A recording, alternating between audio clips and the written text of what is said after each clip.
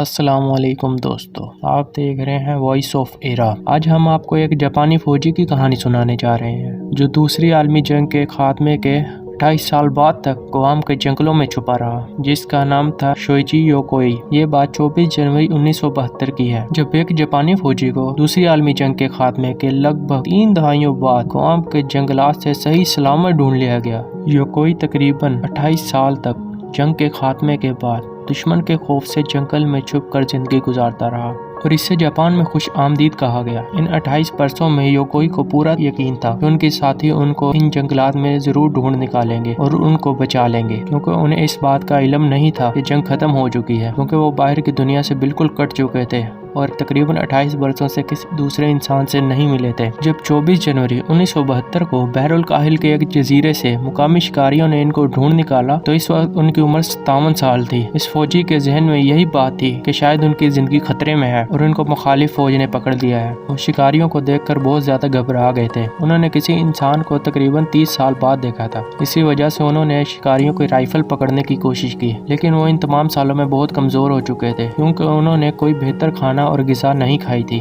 اس وجہ سے وہ شکاریوں کی رائفل نہیں پکڑ سکے۔ ان کو ڈر تھا کہ شکاری ان کو بطور جنگی قیدی گرفتار کرنے آئے ہیں اور ایسی صورت میں یہ ان کے لیے اور ان کے خاندان کے لیے بہت ہی شرم کی بات ہوتی۔ ان شکاریوں نے یوکوئی کو پکڑا اور جنگل کی گھنی گھاس کے درمیان سے لے جانے لگے تو یوکوئی نے ان سے کہا کہ مجھے یہی مار دیں، مجھے نہ لے کر جائیں، یہ میرے لیے اور میرے خاندان کے لیے انتہائی شرمندگی کا باعث ہے، اس سے بہتر ہے کہ آپ مجھے یہی مار دیں۔ آخر یوکوئی وہاں پہنچا کیسے تھا؟ یہ جولائی 1944 کی بات ہے، جب امریکی فوجیوں نے گوام پر حملہ کر دیا تھا اور یوکوئی اپنے ساتھیوں کے ساتھ جنگل میں چھپ گئے تھے۔ اس دوران وہ چھپنے کے لیے جنگل میں آگے ہی آگے چلتے رہے، حتیٰ کہ وہ جنگل کے بیچوں بیچ پہنچ گئے اور وہ بالکل راستہ بھٹک گئے۔ انہوں نے پکڑے جانے کے خوف سے اپنے پیروں کے نشان تک مٹا دیے تھے۔ ان 28 برسوں کے دوران انہوں نے وہاں زہریلے مینڈک کھائے، مچھلی کھائی اور چوہے کھائے اور پتے کھاتے رہے تاکہ وہاں زندہ رہ سکیں۔ یوکوئی نے بانس کی مدد سے زیر زمین خندق کھودی اور جنگلی جھاڑیوں کی مدد سے انہوں نے مچھلی پکڑنے کا جال بھی بنایا۔ اس عرصے کے دوران وہ خود کو بہت زیادہ مصروف رکھتے تھے تاکہ ان کو گھر کی اور گھر والوں کی یاد نہ آئے۔ دوستو، ہر فوجی کے پاس ایک چھوٹی ڈائری ہوتی ہے جس میں وہ اپنے روزمرہ کی چیزیں لکھتا ہے کہ وہ کیا کر رہا ہے، کیا کھا رہا ہے، کہاں رہ رہا ہے۔ یوکوئی نے بھی ایک ڈائری لکھی تھی جس میں وہ 28 برسوں کے دوران ہونے والی خاص چیزیں لکھتے تھے۔ گھر میں اپنی بوڑھی والدہ کے بارے میں سوچتے ہوئے انہوں نے لکھا کہ ان چیزوں کے بارے میں سوچنا بالکل بے معنی ہے، یہ چیزیں صرف دل کو تکلیف پہنچا رہی ہیں۔ ایک موقع پر وہ جنگل میں شدید بیمار ہو گئے تھے۔ انہوں نے لکھا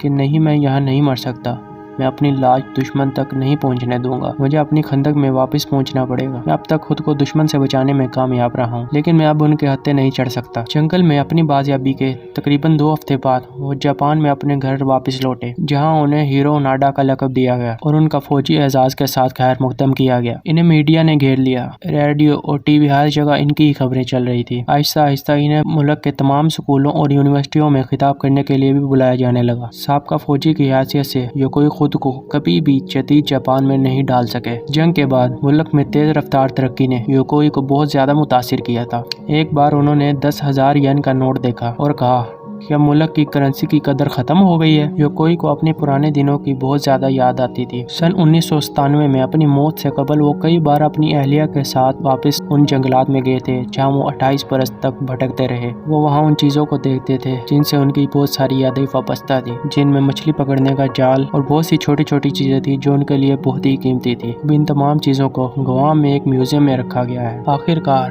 یوکوئی 16 جنوری 2014 کو ٹوکیو جاپان میں 91 سال کی عمر میں وفات پا گئے۔ ان کی زندگی کا یہ سفر ہمیشہ کے لیے ختم ہو گیا۔ تو دوستو، کیسی لگی آپ کو یہ ہماری کہانی؟